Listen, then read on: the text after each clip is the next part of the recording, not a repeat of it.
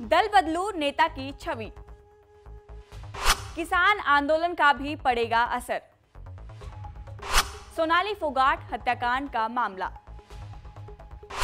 8 सालों की anti incumbency, Bhajanlal परिवार का गढ़ रहा है आदमपुर, जनता के पास सत्ता के साथ जाने का मौका है। अब की बार भाजपा का संगठन भी साथ देगा। आदमपुर में उपचुनाव के साथ हरियाणा की सत्ता में विराजमान भाजपा के सामने तीसरी बड़ी चुनौती आ गई है। 3 सालों में भाजपा पहले ही 2 चुनाव हार चुकी है।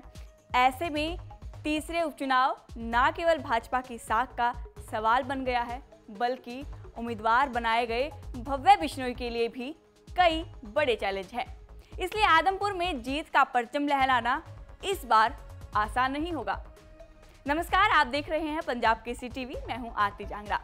पिछले दोनों उपचुनावों में भाजपा मुंह की खा चुका है। पहले बड़ौदा में अंतर्राष्ट्रीय पहलवान योगेश्वर दत्त और फिर एलनाबाद में गोविंद कांडा भाजपा को जीत दिलाने में नाकाम रहे। हालांकि आदमपुर के रण में इस बार भाजपा के साथ भजनलाल का परिवार खड़ा है, लेकिन भव्य बिश्नोई पर भाजपा की हार का सिलसिला तोड़ने का भी दबाव है और अपना गढ़ बचाने का भी। ऐसे में भव्य बिश्नोई के लिए चुनौतियां कई हैं। दल बदलू नेता की छवि, चौधरी भजनलाल के बेटे कुलदीप बिश्नोई और उनके बेटे भव्य बिश्नोई पर दल बदलू नेता होने का भी आरोप लगता है। भजनलाल के निधन के बाद कुलदीप बिश्नोई ज्यादा दिनों तक किसी भी दल में नहीं रहे। पहले कांग्रेस छोड़ भाजपा में गए, फिर भाजपा छोड़ कांग्रेस में आए और अब फिर कांग्रेस छोड़ भाजपा का दामन थाम लिया है। आदमपुर की जनता भले ही भजनलाल परिवार के साथ खड़ी रहती है, लेकिन बार बार पार्टियां स्टैंड बदलना भी जनता में नाराजगी का कारण बन सकता है। किसान आंदोलन का भी पड़ेगा असर। 3 कृषि कानूनों के खिलाफ 13 महीनों तक चले किसान आंदोलन का असर भी आदमपुर उपचुनाव पर पड़ेगा। किस तरह से हजारों किसान सड़कों पर गर्मी, ठंडी और बारिश में 13 महीनों तक पड़े थे और यही भाजपा के नेता उन किसानों पर ना जाने कैसी कैसी टिप्पणियां करते थे। हालांकि आंदोलन के दौरान कुलदीप बिश्नोई कांग्रेस में ही थे और उन्होंने किसानों का समर्थन भी किया था, मगर अब कुलदीप बिश्नोई का परिवार भाजपा में शामिल हो चुका है। ऐसे में भाजपा से विफरे किसानों की नाराजगी भी बिश्नोई परिवार को झेलनी पड़ सकती है, क्योंकि आंदोलन की यादें अभी भी किसानों के जहन में बरकरार है। सोनाली फोगाट हत्याकांड का मामला, 2019 में विधानसभा चुनाव में कुलदीप बिश्नोई ने कांग्रेस की टिकट पर चुनाव लड़ा था, जबकि भाजपा की तरफ से सोनाली फोगाट ने कुलदीप को चुनौती दी थी। हालांकि आदमपुर में उपचुनाव से ठीक पहले सोनाली फोगाट की हत्या कर दी गई और ये मामला भी भव्य के लिए किसी चुनौती से कम नहीं होगा। चुनौती इसलिए सोनाली का परिवार जहां कुलदीप बिश्नोई पर सवाल उठा रहा है, वहीं सर्वखाप महापंचायत भी कुलदीप बिश्नोई को अपना स्टैंड स्पष्ट करने को कह चुकी है।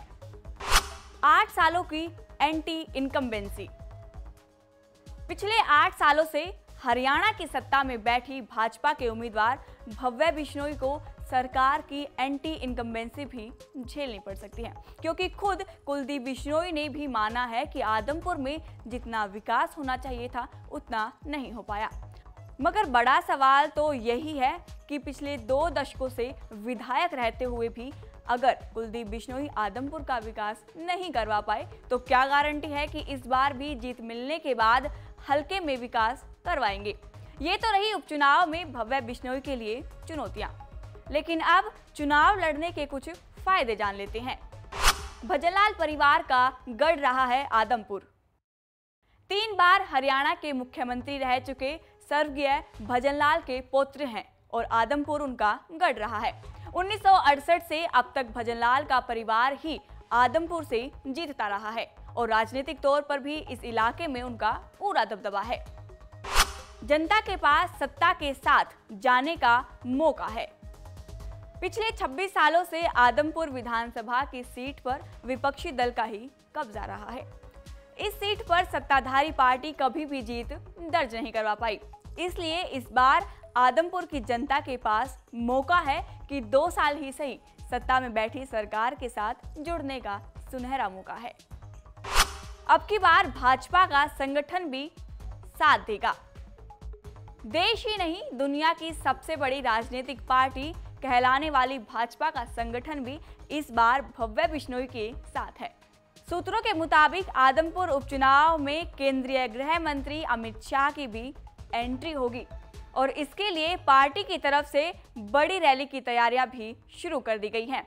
इतना ही नहीं, अमित शाह के अलावा हरियाणा सरकार के तमाम मंत्री विधायक भी चुनावी मैदान में भव्य बिश्नोई के समर्थन में प्रचार करेंगे।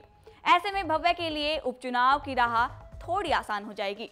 बता दें कि आदमपुर के चुनावी दंगल में भाजपा और आम आदमी पार्टी ने अपने अपने पहलवान मैदान में उतार दिए हैं, जबकि कांग्रेस और इनेलो में अभी तक उम्मीदवार के चयन को लेकर मंथन जारी है।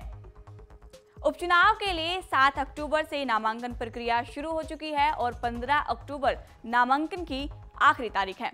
ऐसे में देखना होगा कि कांग्रेस और इनेलो का प्रत्याशी कौन होगा और वो भव्य बिश्नोई के लिए कितनी बड़ी चुनौती खड़ी करेगा।